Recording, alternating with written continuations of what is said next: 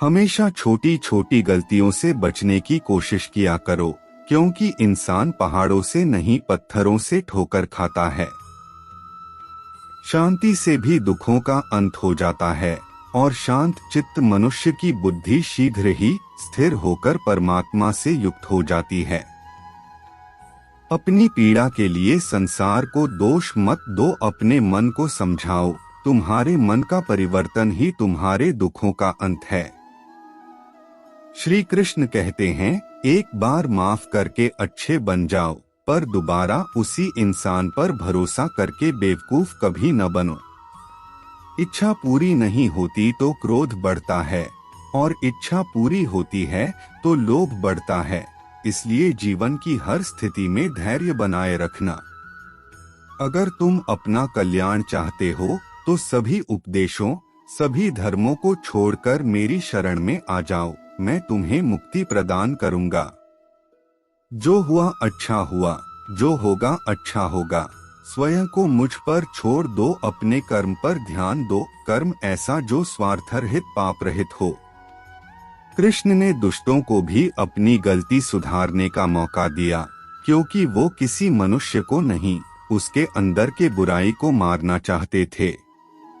संदेह की स्याही से संबंध के पृष्ठ पर कभी शुभ अंकित नहीं होता, इसलिए अपने मन के विचार और संबंधों का आधार दोनों ही शुभ रखें।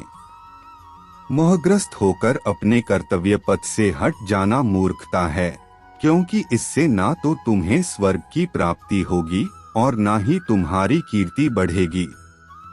इस भौतिक संसार का यह नियम है, जो वस्तु उत्पन्न होती है, कुछ काल तक रहती है, अंत में लुप्त हो जाती है, चाहे वे शरीर हो या फल हो। यदि कोई व्यक्ति प्रेम से, भक्ति से पुष्प, फल, जल भी मुझ पर चढ़ा दे तो उसी भाव से उसे स्वीकार करता हूँ, वह मेरा प्रिय भक्त होता है।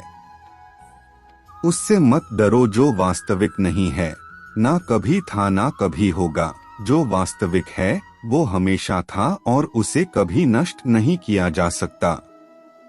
जीवन में आधे दुख इस कारण जन्म लेते हैं क्योंकि हमारी आशाएं बड़ी होती है। इन आशाओं का त्याग करके देखो, जीवन में सुख ही सुख है। अपने परम भक्तों, जो हमेशा मेरा स्मरण या एक चित्त मन से मेरा पूजन करते हैं, मैं व्यक्तिगत रूप से उनके कल्याण का उत्तरदायित्व लेता हूँ। जन्म लेने वाले के लिए मृत्यु उतनी ही निश्चित है जितना कि मृत होने वाले के लिए जन्म लेना। इसलिए जो अपरिहार्य है उस पर शोक मत करो। श्री कृष्ण ने कहा है, अगर तुम्हें किसी ने दुखी किया है तो बुरा मत मानना। लोग उसी पेड़ पर पत्थर मारते हैं जिस पेड़ पर ज्यादा मीठे फल होते हैं। अंत काल में जो मनुष्य मेरा स्मरण करते हुए देह त्याग करता है, वह मेरी शरण में आता है। इसलिए मनुष्य को चाहिए कि अंत काल में मेरा चिंतन करें। यह सच बात है कि भूल करके इंसान कुछ सीखता है, परंतु इसका यह मतलब नहीं कि वह जीवन भर भूल करता रहे और कहे कि हम सीख रहे हैं। कृष्ण कहते हैं, इस जगत में मनुष्य भौतिक वस्तुओं का भोग कर सकता है। अगर वे चाहे तो सब कुछ छीन सकते हैं, मनुष्य कुछ भी नहीं कर सकता।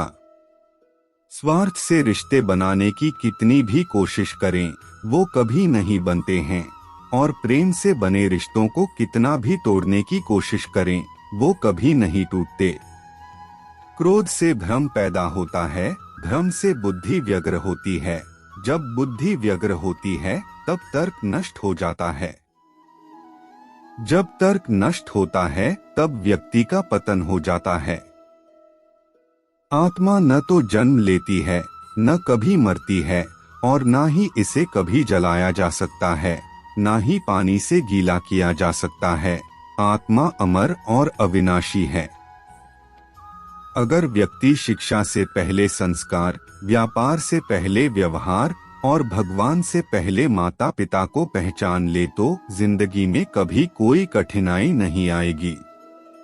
विषयों का चिंतन करने से विषयों की आसक्ति होती है, आसक्ति से इच्छा उत्पन्न होती है और इच्छा से क्रोध होता है। क्रोध से सम्मोहन और अविवेक उत्पन्न होता है। कृष्ण कहते हैं, जैसे प्राणी अपने पुराने कपड़ों उतार कर फेंक देता है, नए को धारण करता है, उसी प्रकार यह आत्मा पुराने शरीर से त्याग करके नया शरीर प्राप्त करती है। तुम उसके लिए शोक करते हो जो शोक करने के योग्य नहीं है, और फिर भी ज्ञान की बातें करते हो। बुद्धिमान व्यक्ति ना जीवित और ना ही मृत व्यक्ति के लिए शोक करते हैं। मन की गतिविधियों, होश, श्वास और भावनाओं के माध्यम से भगवान की शक्ति सदा तुम्हारे साथ है और लगातार तुम्हें बस एक साधन की तरह प्रयोग कर सभी कार्य कर रही है। हर किसी के अंदर अपनी ताकत और अपनी कमजोरी होती है।